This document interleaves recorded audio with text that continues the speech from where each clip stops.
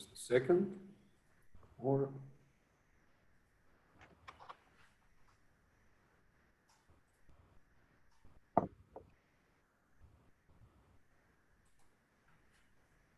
yeah.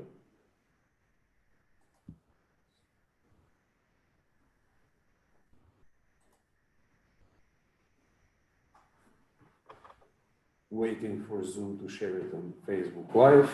It didn't ask for a title.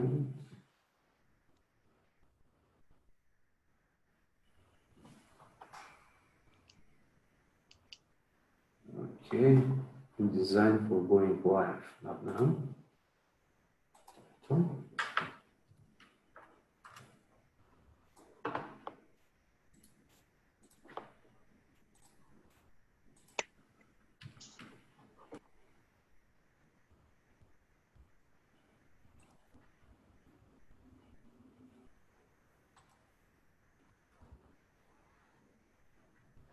Okay.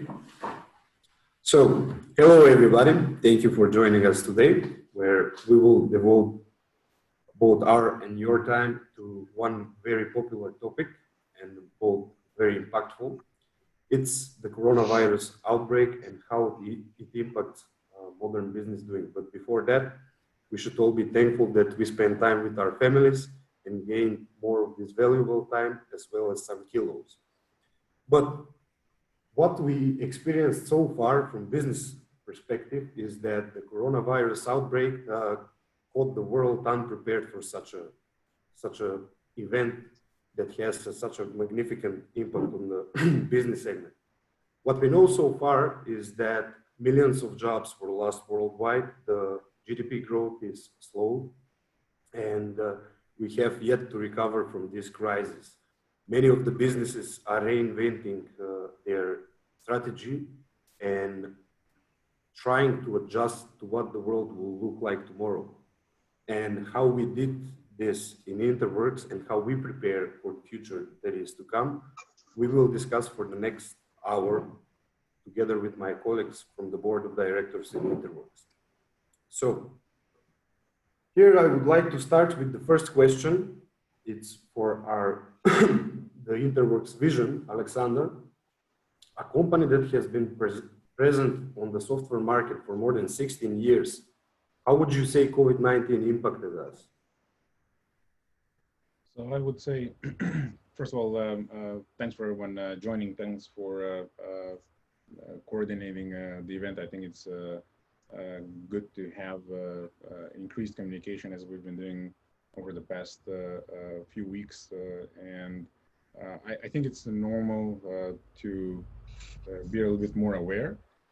How has the COVID-19 impacted us? I would say personally, we're all impacted in a very similar way. We now worry about things we just didn't worry about before, you know, that viruses are going to change the economy, that are changing the way of living. Everyone has loved ones that are in the impacted group to some extent, and we obviously worry about things we don't control. But obviously the choice whether we worry or not is ours as well. In terms of business, it has impacted us because it changes the future, right? On how business will operate, what businesses will operate, how we operate as a business. Obviously, we're working mostly from home now, and that's clearly an impact. It has put our contingency plans to test. You know, we always wondered, well, how are we going to test some of this stuff? You know, how do we know if we're ready? Well, we were ready overnight, basically, whether we wanted it or not. So some of those things are a direct impact. The indirect impact is the impact that has been applied to our customers and partners and friends. Their families are obviously impacted. A lot of companies are laying off people, so certainly they're feeling a lot of pain. And all of that is changing how people behave. So direct impact is, I would say, identical to what everyone feels and how we live a different life now. Business-wise, we've had a little bit of impact because some of our customers had a direct impact just being in the retail business or transportation business or logistics, and it's just a new way of doing business at this point. I don't think it's something that's going to go away tomorrow, but it doesn't mean that it's not going to be business as usual very soon as well. Thank you very much, Alex. The world is changing and there are some positive trends, which is the optimism with the coronavirus. But for the next question, I would like to ask our Chief Technology Officer, Marjan, who has almost more than 20 years of experience in the software industry. Tell me, Marjan, what are the technology trends and what should every software company be aware of from technology perspective? Thank you, Ubavkov. The world was talking about digital transformation for a long time. However, it seems it is happening now. A couple of days ago, I saw a joke on the social network saying, "Who is driving the digital transformation in your company? CEO, CTO, or COVID-19? Well, it is not a joke. COVID-19 is running the digital transformation at the moment. So, one of the main topics when we talk about digital transformation is application, services, and data integration. InterWorks started 16 years ago as a company that provides integration-related services. Today, we have well-recognized integration practices that deal with best-of-breed tools on the market like TIBCO, MuleSoft, SnapLogic. InterWorks has well-established application development practices that use contemporary platforms, well-established for application development like .NET Core, Laravel, Spring, as well as front-end development with React, Angular, and Vue.js. The services and application developed shall be tested as well.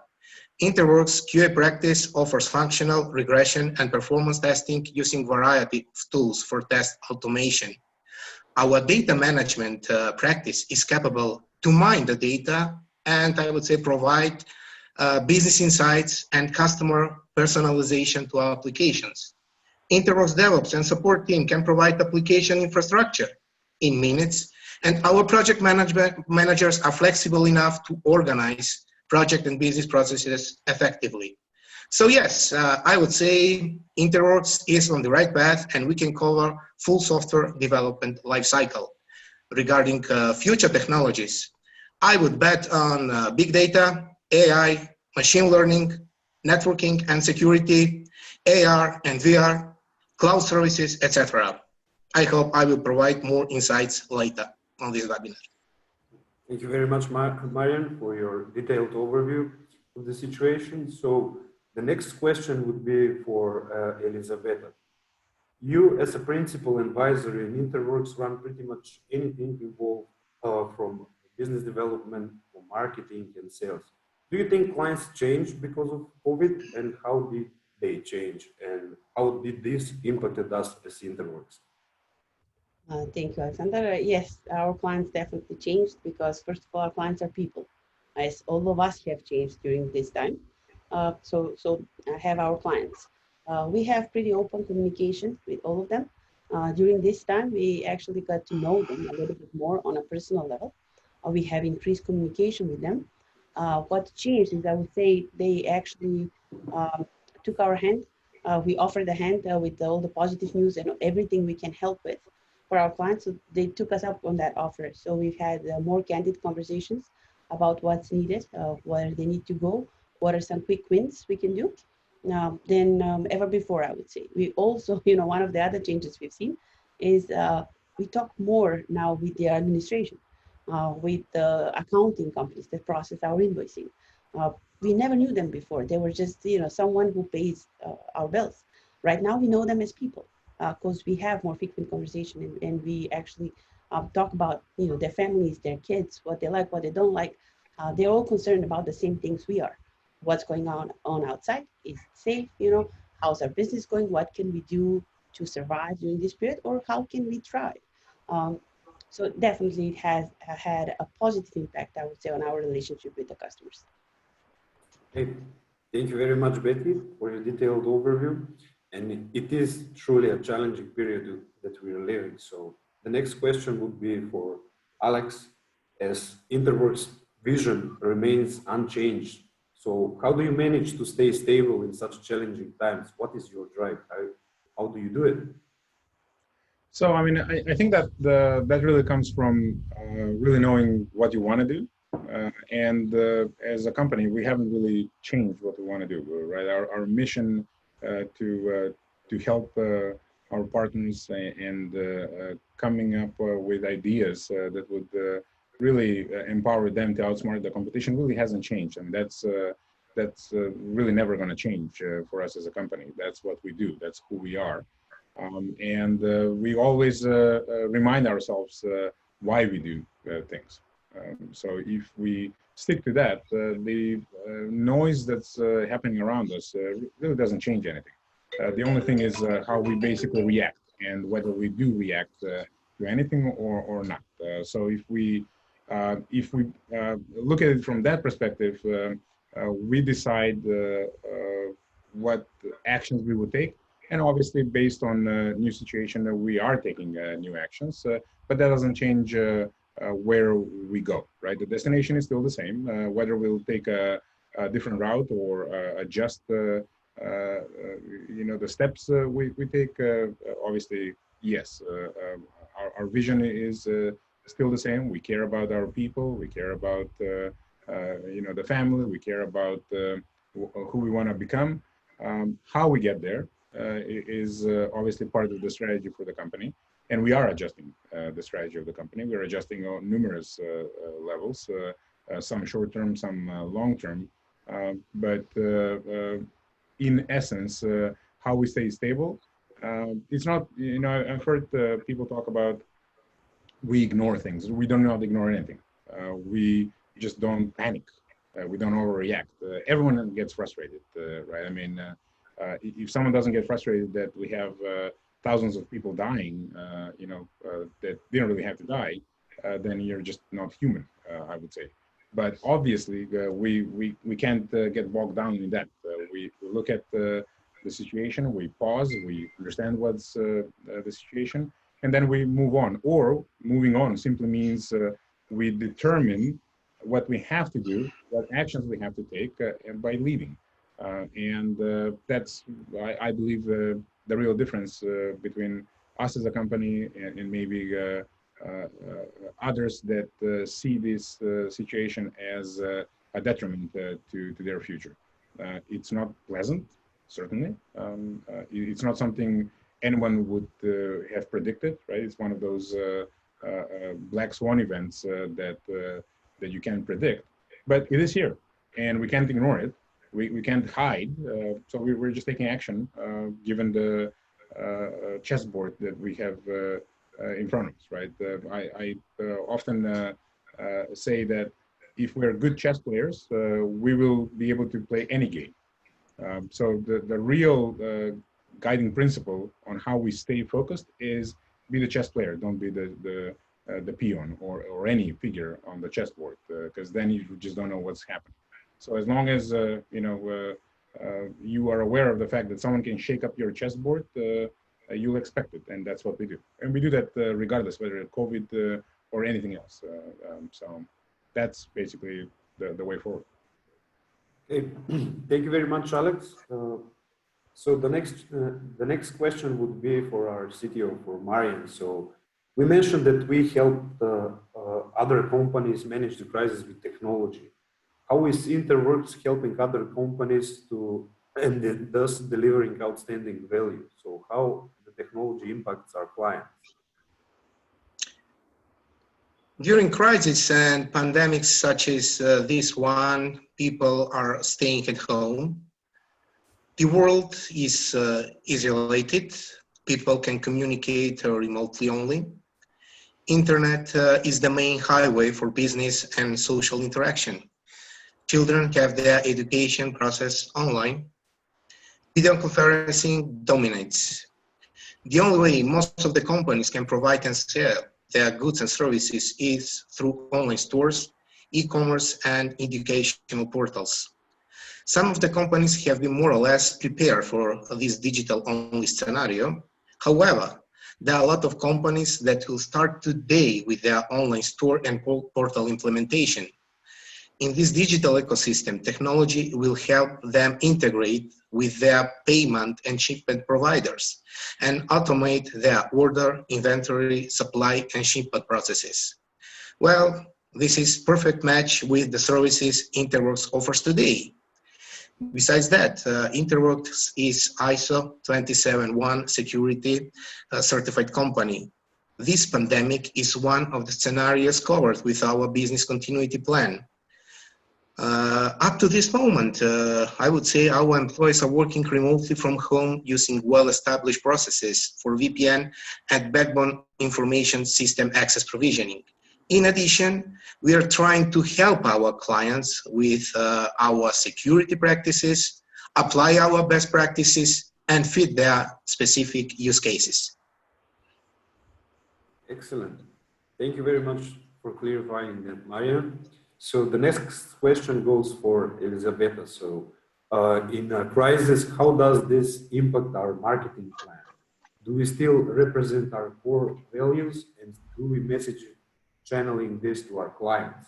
Is our product or solution still visible to our target audience?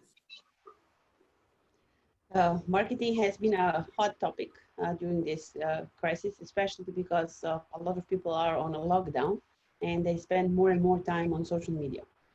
They read more, which is positive.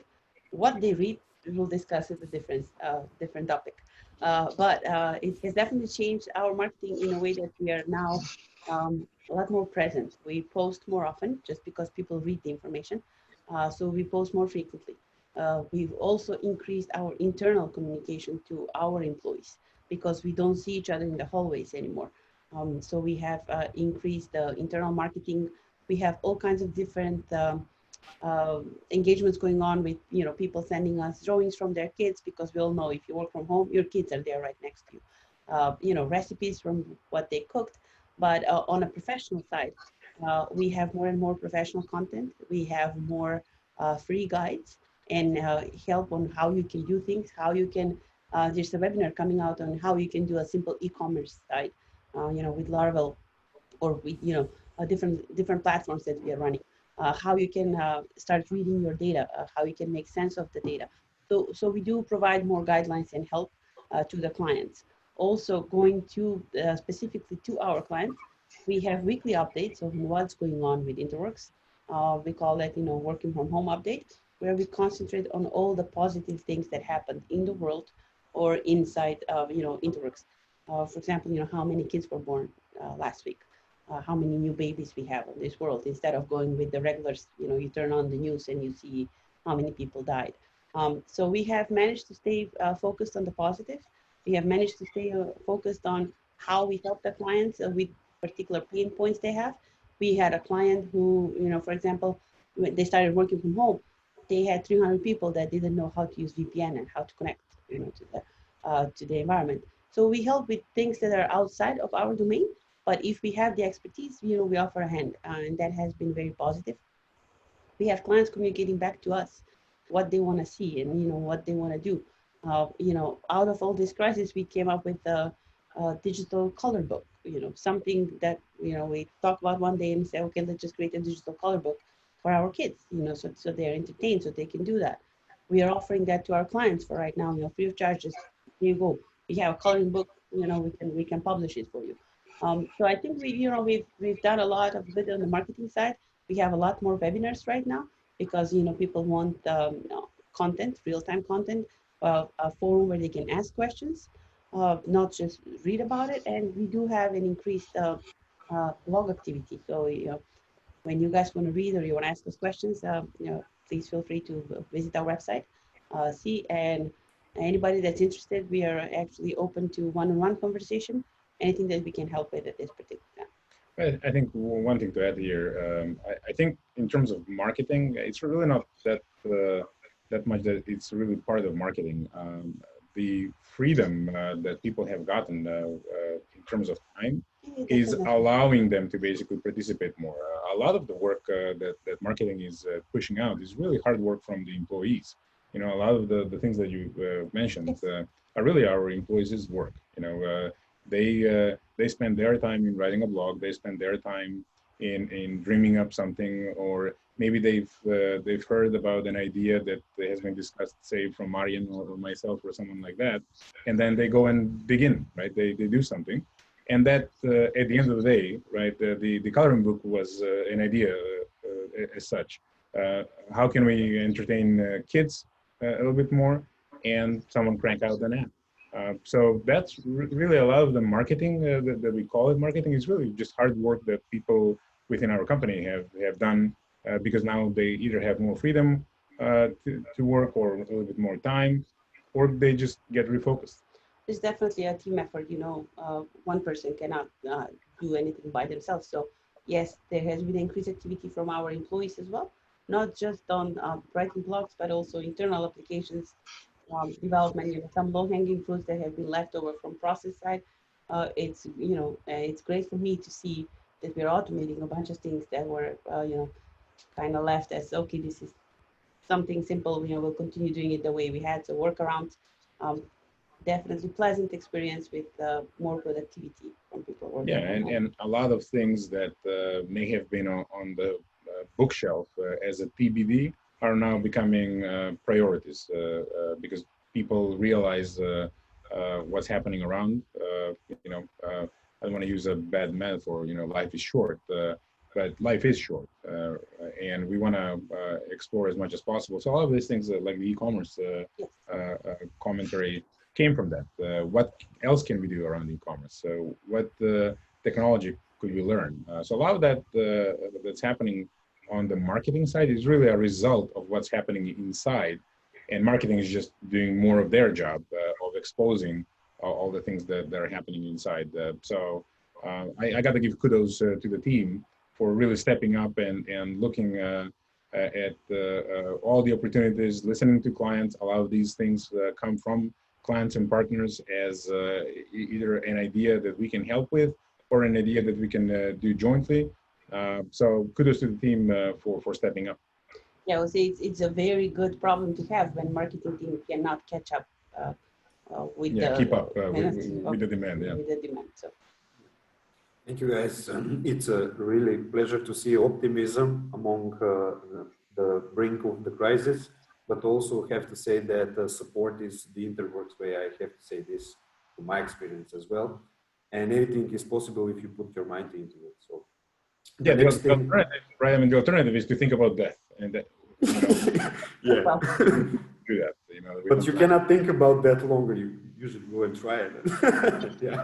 Okay. So, Alex, the next question will be for you on how do we have a plan on how we can achieve growth even in the time of recession that is imminent at this point? What is our plan? And how absolutely, absolutely. This adds to the question that you had before. Like I said, our goals don't change, right? The path may change. So what we do at this time is we basically leverage the situation. At a time of crisis when people are either forced to let other people go, right? Employees, or are forced to do some things that aren't really what they've planned. We're looking at one, keeping our employees, but two, growing our employee base. I'm not talking about regular fluctuations that are necessary due to KPIs and non-performance. But this is the time to actually look around and see who would we want to have within our company, who is stable now, who are the true leaders, right? A lot of people, like I said, in this kind of an environment, they panic, they freak out, and they stay in panic mode, right? It's not a matter of not recognizing what's happening. It's really recognizing it, accepting it, and then moving on. Rather than staying in panic. So we're obviously looking for good people to hire, to give them an opportunity in an environment where we always look for growth, no matter what the circumstances are. So we plan on leveraging that, right? That's one aspect around people. The other is organizational review. Are we in the right structure? for what's to come, how we see the world, 3, 6, 18 months out, and what the new normal is going to be. There's a lot of debate, obviously, around that, how the economy is going to look like, where the world's going to be going. There is a lot of stuff that's unknown, and what we're constantly doing, even more now, right? I mean, as you know, at regular intervals, we review what's happening with certain aspects of our business weekly. Now we do that even more often. A lot of companies do that once a year. I guarantee you they're struggling. It's just a normal thing. If we've been doing that on a weekly basis already, I guarantee we are more prepared. At least we've seen one aspect of this madness already just by thinking about it. Now we're looking at it even more rigorously. So yes, we will be making some changes. We already have made some changes to the organization, but we see that as an opportunity, not as anything else. It's just that the wind has blown. We have had a hurricane, so it moved us a little bit off, but that doesn't mean that we're not going to get to the goal. We're still getting there. We just take another route. So. Okay. Thank you once again. Change is imminent, change is adaptation. So in that term, my next question goes to Marjan. So we serve different industries. So how is the crisis affecting different industries? Are there some patterns that are to be observed, and how do businesses react? And more important, how we help them become better in what they already do? Yes, InterWorks clients belong to several segments like finance, retail, telecommunications, logistics, transportations. So during this pandemic, some of them, especially companies in the retail industry that rely on physical stores, today are facing some problems. Physical stores have been closed by the governments. Under these circumstances, the only channel they can sell their goods and services is internet and their online stores. But the question is, are these systems optimal? Can we make them better? These systems probably never face such load. Are they properly dimensioned? Can we optimize the checkout flow? Is there a way to improve the user experience with personalized experience and relevant product recommendations? Yes, all of these are relevant questions. Telecommunications providers have a lot of work today. There is an increased demand for their services. However, for these clients, increased customer base impose problems in their support call centers as well. Call center customer support agents can hardly handle the increased volume for support requests. One of the questions is, can we help these agents with additional call center functionality that can offload some of the requests to self-service chatbots? Are there ready-to-use products on the shelf of the major cloud providers like Amazon, Google, and Azure? Well, the answer is yes. These days, we have a lot of brainstorming hand in hand with our clients and customers in order to help them add these new functionalities or enhance and optimize their existing ones. So that's what we are doing today. Okay, thank you very much, Marjan. I would like to add up here a little bit. I would like to invite our participants, if they have interest in automation of call centers. We organize another webinar by our colleague Katerina. She will give a detailed overview of how we do this for our clients. And our next question goes for our principal advisor, Betty. So which steps is InterWorks making to be better for 6 months, or 1 year from now, and even for 3 years from now? As Alex mentioned before, we already had plans on how we grow, how we make better. One of the things that we always strive for InterWorks is to grow every day, small growth every day. It accumulates over time. So we are staying the course as what we had before. We had a lot of changes, a lot of courses for the employees about improving soft skills, improving technical skills. So we are staying on the path for that. One thing we are improving, we are optimizing more, as I already mentioned, streamlining our administration work, our processes. We are working more on products that our employees want to work on because they're fun. That gives extra motivation. Internally, in our company, as you guys know, we are moving to a new office. We had to stop a little bit, and take a little break during this time. But we're gonna make our offices. I would like to call them like a second home because we spend a lot of time there. But we'll make them, more modern, more friendly, user friendly. We're gonna allow for people to mix and talk a little bit more freely, how to mingle a little bit more and having more space, and also dedicate more time also with their families by bringing some of the kids in the office a little bit more often. So those are things that have been on the plan for a long time. Right now, one of the changes that we are making is we have more frequent all employee meetings with our employees, where they can ask us anything. And it's a kind of webinar like this where people can ask all kinds of questions, related to business or personal. So those are all the changes that we've been doing. We're definitely looking into new teachers, something that we can learn from, a new seminars once everything is open for business, or virtual seminars, if nothing else.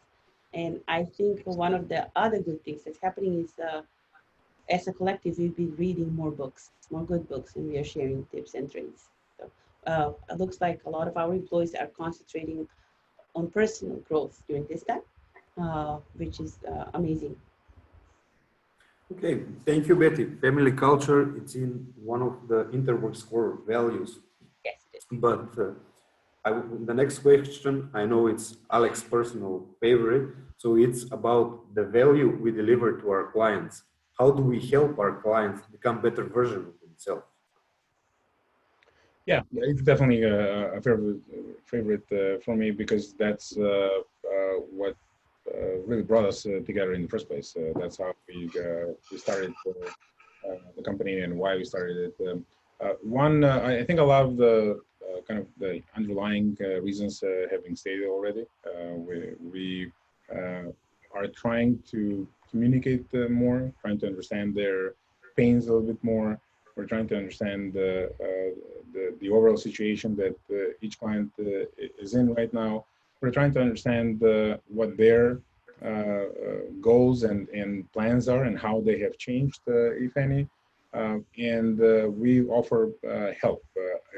A lot of times we freely give that advice, or we give that service because many of our clients have been with us through great times and tough times alike.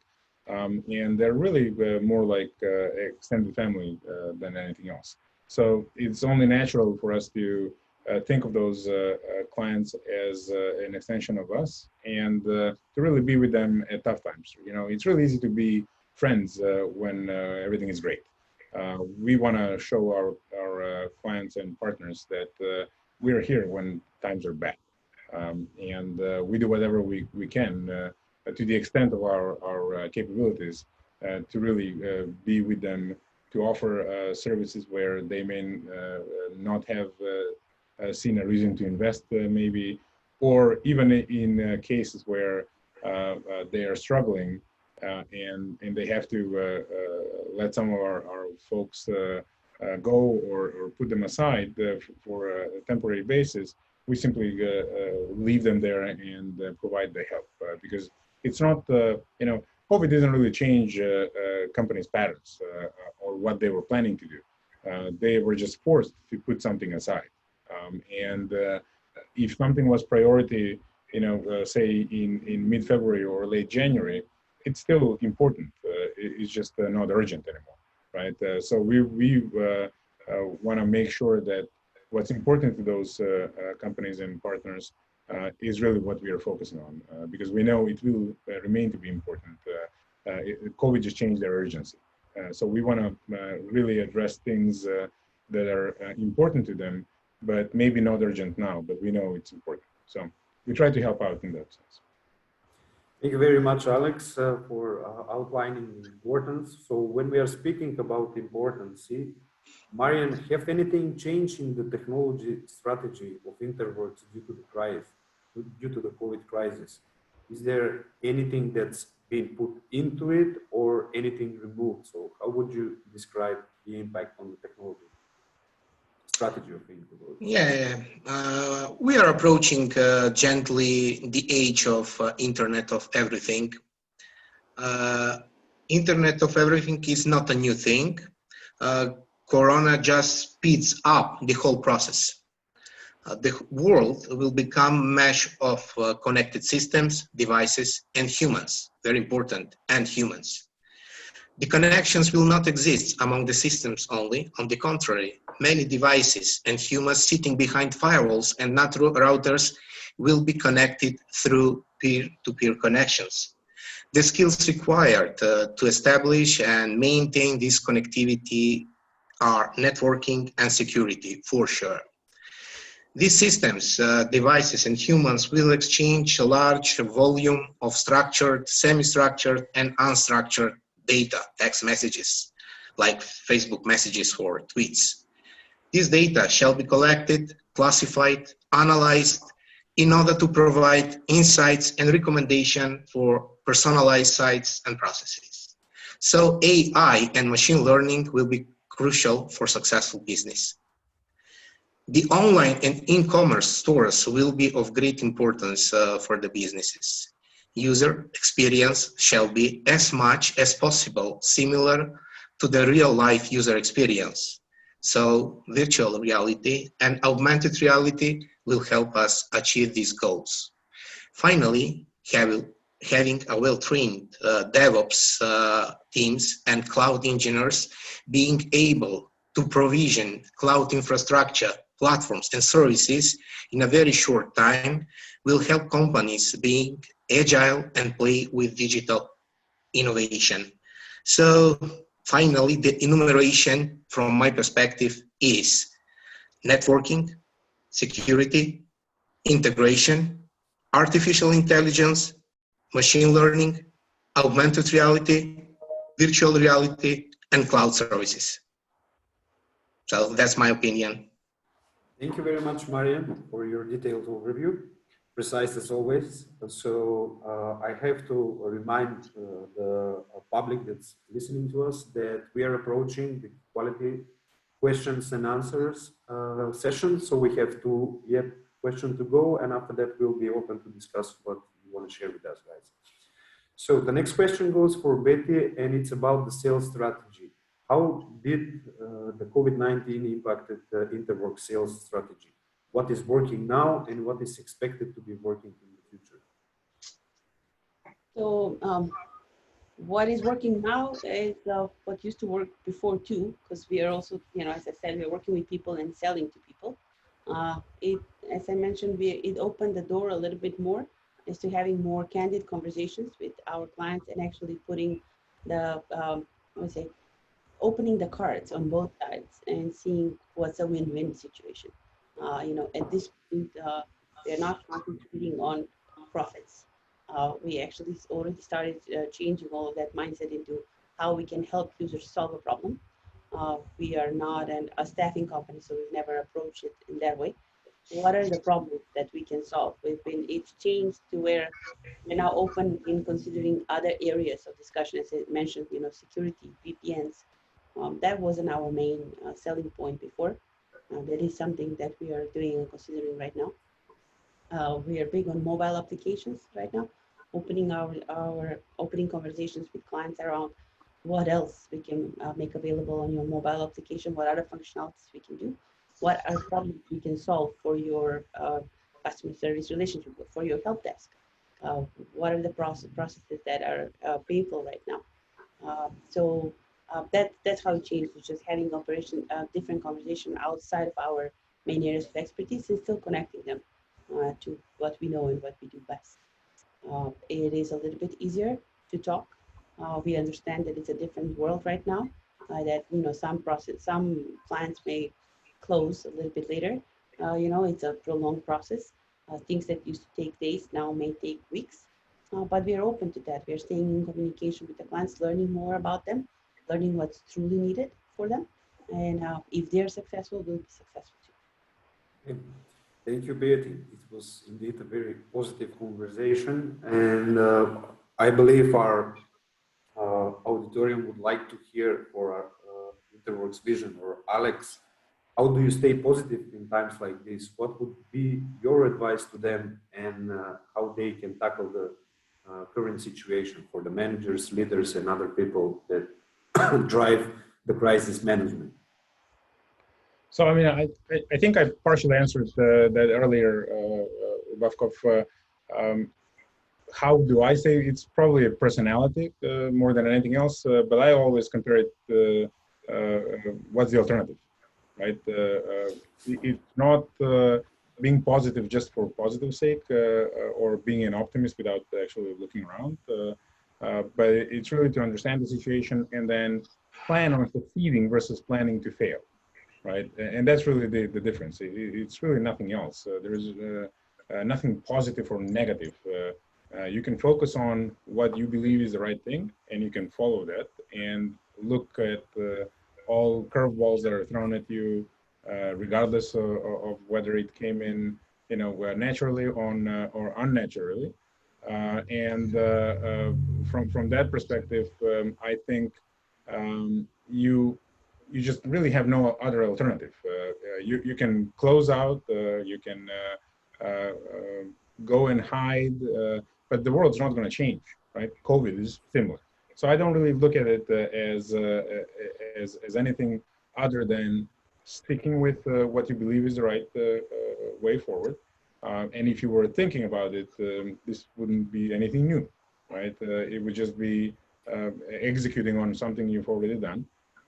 And it's really not about positive thinking, it's about planning to succeed. Because thinking that it's not going to rain may get you through the day or maybe a few weeks or even months in some cases. But at some point it's going to rain and you'll be disappointed. Rather than doing that, just plan on what to do if it does rain. Have your rain boots out, and just go out and enjoy it. Double check if you have an umbrella. You don't have to carry it with you all day long. Kind of living in fear, but know where it is. So if it does rain, you can just go back and pause for a second, get the umbrella, and then move forward. Our friends, they're online from the Netherlands, know how that works. You always know who the strangers are, in the Netherlands because they carry the umbrellas. They cannot tell the time, right? They're the tourists. Yes. Exactly. But really, one of the main things that motivates us, and I am proud to say that it's true for a lot of people in InterWorks as well, is the old saying that whether you think you can or cannot, you are right. I'm very proud that in InterWorks we have a lot of people that think they can. I think that's the difference. I vow for that as well. So. The next question is a very interesting one, and it's practically an addition. It's set out on Facebook, and it sounds like this. So, what do we do to innovate during the crisis? What are our joker cards during the crisis, and what is the innovation we make? I can start, so you can add up, guys. Yes. Yeah. Please continue. Okay. And I would say that in the crisis, we prepare for the day tomorrow. We have done tons of proof of concepts, and we have shelf-ready solutions for the world as it would look like in the future. One of the proof of concepts that we mentioned, and we are organizing a webinar, it's actually not a proof of concept anymore because it's needed today. It was the call center automation that is in high demand in the whole retail industry. Other things that we are doing, I would leave for Marjan. I believe you had what to add here. So in my perspective, we are preparing and executing with same efficiency. And this is one of our core strengths. And I would like to hear what you guys think here, please. Yeah, I would let Marjan comment because he had also chime in. Yes, we focus a lot on the cloud services. At the moment, our focus is on Amazon Web Services and Azure as cloud providers. We will add Google Cloud services. That is next. We will be doing. But at the moment, we are trying to spot some ready-to-use, on-the-shelf, customer-facing services like Amazon Connect, that is cloud call center. So we are working toward the POC and implementation of call center that will provide us opportunity to have ticket deflection and redirect the customers to Lex chatbots.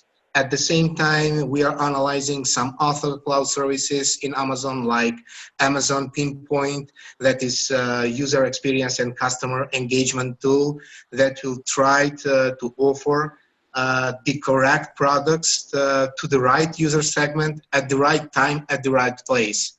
We are playing with Azure Cognitive and Machine Learning Services. So there is a lot of interesting stuff we are playing around.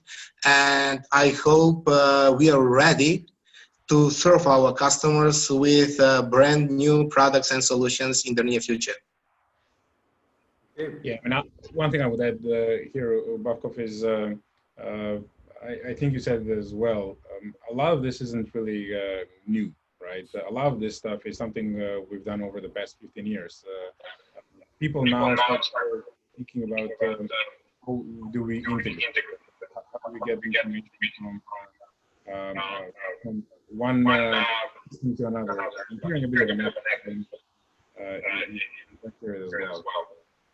I think it's Marjan. Okay. So what we've done in the past, a lot of times maybe didn't feel like, oh, we will be able to use some of this stuff, and a lot of that is coming to fruition now, right? I was talking about integrating. A lot of times people didn't really see the value of the integration, while we do and have seen that as a cardinal aspect of doing good business or progressing well, and now we're leveraging that, right? We've been exploring other technologies. We still do, right? So those are really the joker cards, as the question was posed. What are they? Well, we have a lot of them, and a lot of them are now brought up to the surface, and we simply say, what are some of the skills and the expertise and solutions that we have that could be a good match for the current situation, right? The thought of a service center isn't new, right? We thought about that 10 years ago. We just couldn't implement it effectively. We thought of it 5 years ago. Again, we were struggling and we were implementing it with things such as complex event processing. Now we have, over time, refined that with new technologies, Lex and things like that. And AWS Connect is obviously fairly new as well. But the concept of what value we want to get is, for us, over a decade old. We want to basically push through those customers without human interaction as soon as possible. We just have new ways of doing that now. But it's hard to really get there if you're just starting to think about it today. You are already a decade behind, right? So for us, these are just new avenues of exploring how we can really get to the value that customers are looking for, whether it's our client or their clients, because that's what's important, right? Being quick to respond is much more important than being always right. I doubt we will always be right because, you know, if we look back, things are changing on a weekly basis now. Some misleading, some out of fear, but that's not going to change.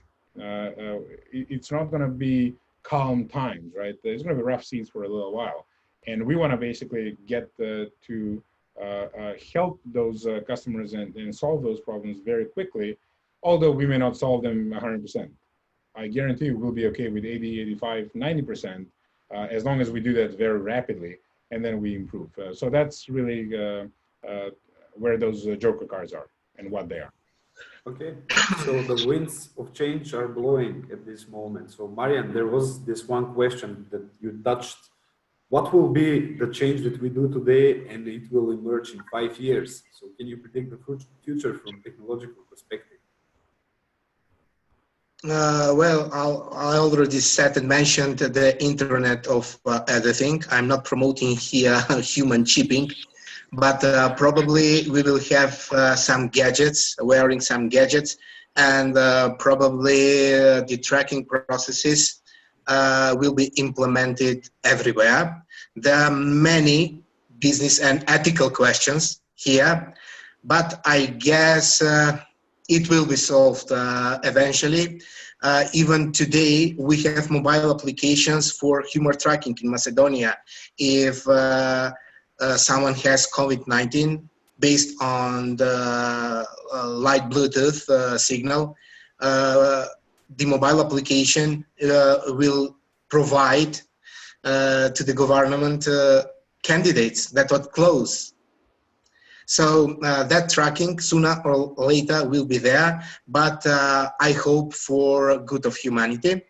5G is also knocking on our doors. I'm not promoting here 5G, but as I said, Internet of Everything will require connectivity. A lot of data will be exchanged among the systems, devices, and humans. So all the data must be transferred somehow. So we need high-speed mobile networks. So in the future, probably, I can imagine most of the applications, something like the next generation of Google Maps with mixed reality, with virtual reality and augmented reality. A lot of data and personalized applications with almost real-life experience. Yeah, for me, the closest is the Minority Report, if you've seen the movie, where I think we'll be headed. But from that perspective, I'll go back to the previous question.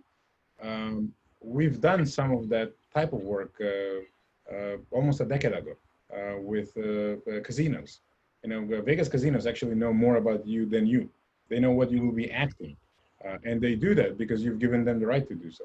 Right? You think that you get benefits, but you've basically sold your privacy and sold your behavior to them, and they've leveraged it. So yes, it wasn't the government, it was the casinos, and you were made to feel good. You still are, right? Unfortunately, right now they can leverage that. But the same type of work that we've done there is applicable to now the reality, right? Collecting information, gathering, systematizing, taking actions, predicting. That's all the technologies that Marjan was talking about. And given our past experience, right, with things like complex event processing and now AI and machine learning, we could basically predict and offer solutions that would solve real life problems. Where I see the biggest challenge is security and protection of the information, privacy. The real fear I see in society is that we have a number of companies that are simply too big and are taking actions as if they were on top of every government and every person in the normal population. So they could dictate how we go around, right? You have companies like Facebook, Twitter, Google, and many others, well, not too many, but others, who in essence could decide what we believe in, right? They don't really have to decide. They would just hide potentially or put the accent on certain information, right? And then the population starts believing in only a subset of reality. And that's the true danger. And in essence, if you think about the casino example, we're doing the exact same thing with some of those tools. We basically sell our data and we have very little control over it. So I think that the real challenge in the future, certainly something that we're looking at, is how you control that privacy, how you get the transparency, and how you determine who can get the information that they absolutely need without abusing any other information. Because with the connectivity that Marjan was talking about, with the proliferation of networks, whether you support 5G or not, and whether any of that is relevant, no one really cares. The governments are doing that. Connectivity is going to be all around us. Yeah, your brain may fry out, so you may consider putting a Aluminum foil. aluminum foil just to be covered. Obviously lots of movie references. I saw yesterday that solution. Yep. Yeah, lots of movie references here, but in essence, that's going to be happening. What is not happening very well is, do you know that it's happening? Do you know that someone is using your data? And do you know that when you enable the connectivity, you've really enabled everyone to see everything? And those are really the things that we will have to worry about very much, where we spend time. One more thing, Alex. There is a lot of information floating on the network today, on the social networks. So checking the relevance of that information is very, very important because wrong information can produce a lot of trouble to all of us. Yeah, Marjan, you touched on this earlier. I think the ethics and morality of the companies, will become more and more important because people will. I know that right now today, everything you post on social media is your responsibility to read and know how the data is being used. A lot of it is very hard to find how it is used. It's also almost impossible to find Facebook if they hide your post. There've been a lot of events recently where people are, spreading some information that Facebook determines this is, misinformation, it's not relevant, so they hide. So I think there will be a lot of discussion around the what's ethical, what's not, and who's responsible for what. And at least here in US, people already started brewing about things like that, and personal data protection, and how which is even more important for our kids. Our kids are growing up getting used to that this is normal, and I think there will be more working on the education. Security awareness is very important in the years to come. We are leaving a lot of breadcrumbs on the social networks and we are not aware about that. So proper security education is a must in the years to come. Yep. We have two questions from Facebook that are very interesting, I have to admit. So one correlates to already past crisis, which is 2008, and remind us what we got in that crisis, like we got Uber, Airbnb, WeWork. So if this is the crisis that will make some solutions be born, so what do you think? What are those solutions? So what will be born out of this crisis? I believe we answered this question, but still you can share your opinion. But we already have new music genre. Yeah. And I'm expecting the first album soon because there are a lot of songs in room version. Yeah, I mean, I think I love that we've touched on a lot of the companies, and I wouldn't say a lot of these were driven by the situation. I think they're getting more funding, maybe because people now have a different sense of reality, that some of the black swan cases are now mainstream cases, right? So we don't really need to envision things; we have them in front of us. So the new companies are going to be probably better social networks where transparency, visibility, and control are going to be on the forefront rather an afterthought. Communication in a much more open manner within companies and outside. As Marjan was saying, Internet of Everything is going to be reality. It was a reality. It's just going to be order of magnitude, probably several orders of magnitude greater. And that's going to pose significant challenges all around privacy, protection, security, refinement of the information so that it can't really be seen by those that shouldn't see, including kids and adults, etc.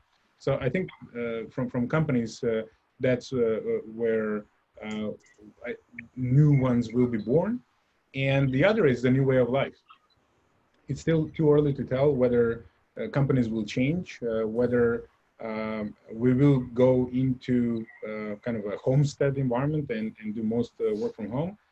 I don't believe that that's going to be the case, but there is certainly going to be maybe a little bit more relaxed policy around that. And that will drive companies that have looked into basically building a company around that service, but maybe wasn't attractive enough, now it will become a lot more attractive, right? The opportunity is going to be a lot bigger. So I think we'll have plenty of new companies that deal with those new problems, new pain points, and I think that a lot of that's already happening. I mean, if you see Zoom, right? We are using Zoom now.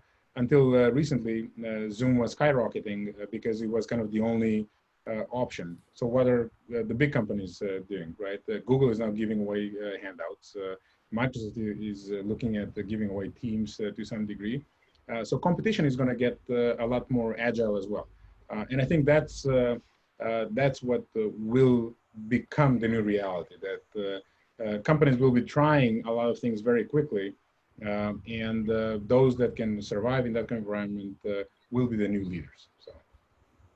There's also, there've been a lot of companies, a lot of people going back to basics for some things. So things that we thought about that are necessary, we cannot live without them. We learned that, yeah, you can live without a lot of other things.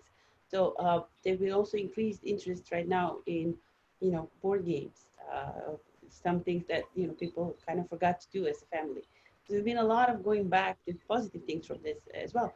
A lot of going back to family values, communicating a little bit more in the families, doing things together. There are a lot of new companies being born around that. How to communicate better with your kids, what type of games to play, how to know your employees. Small things that were out there already, they're just expanding or getting more exposure.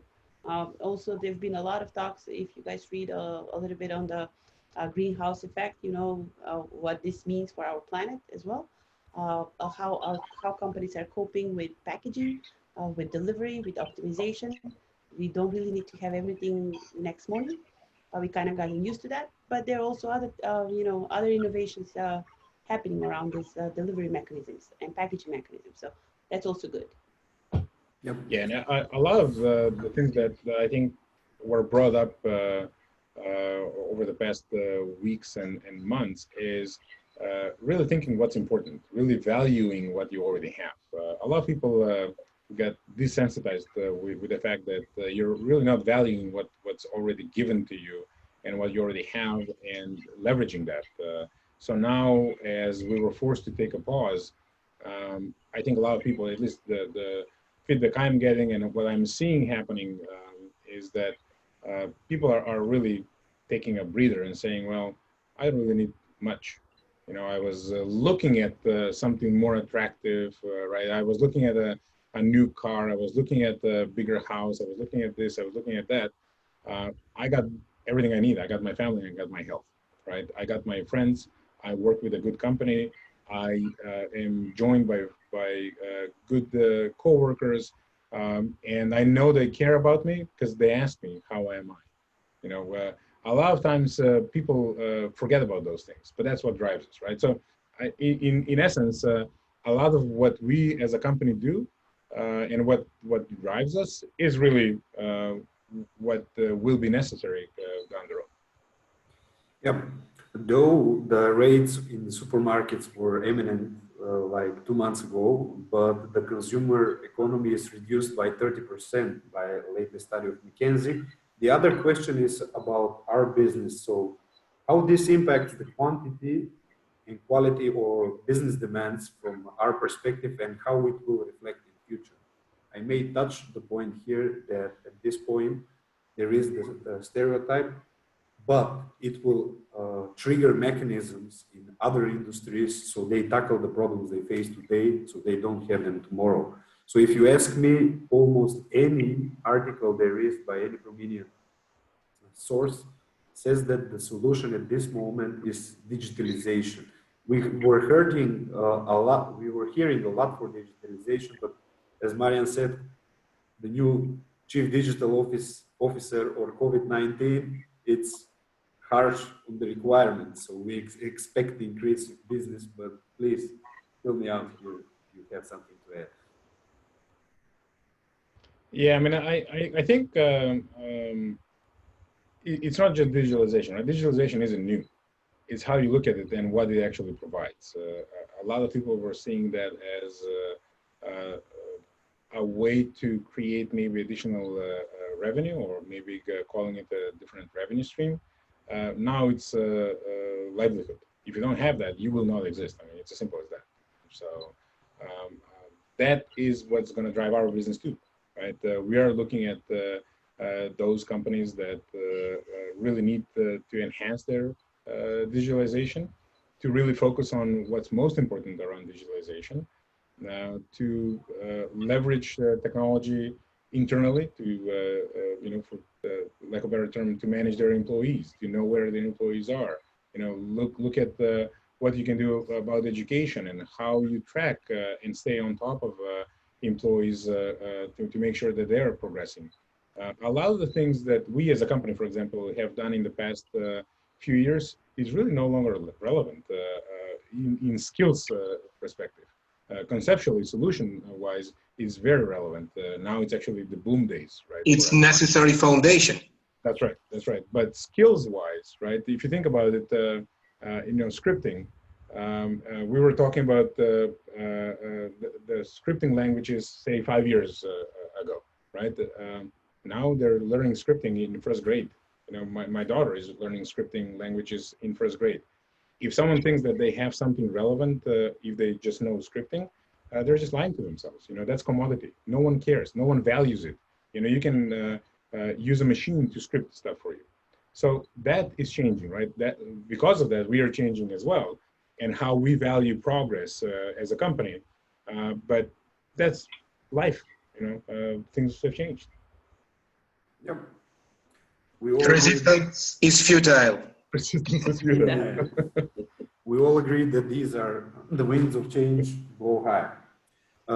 What is very interesting is that while we thought that there will be computers that will change our lives with the Terminator movies, it happened to be somebody that walked among us, which is the information security managers as a topic.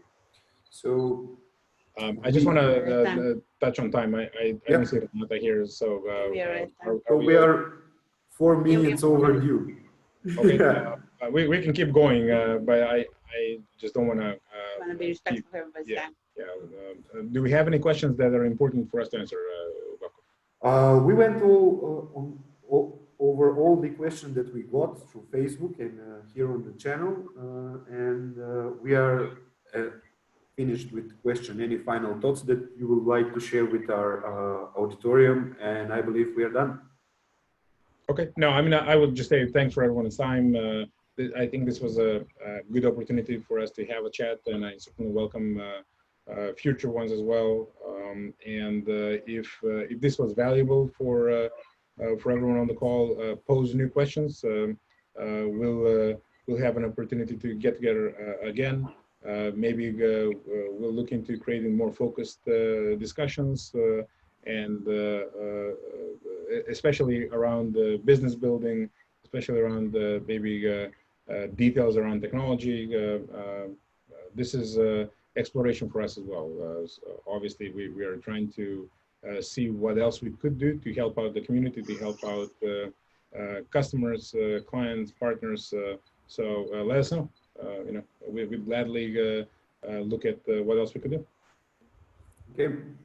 It was my pleasure to participate on this webinar. My suggestion is read a lot and try some things out. Thank you very much. Hopefully this is the first one in the series of events like this. So reach out to us if you have any questions or comments or suggestions. Yes. Okay. So thank you. From my perspective as well is that the wind of change, though they blow high, they can either elevate you or put you down. Think positive and let them elevate you rather than put you down. At least this is the InterWorks way. Thank you for being us tonight, or this morning for somebody across the globe. It was a pleasure, and speak to you soon. Make sure you send us those questions that you hesitated to ask them if you hesitated. Thank you. Sounds good. Have a good one, everyone. Have a good one. Have a good one. Have a good Bye. one. Bye.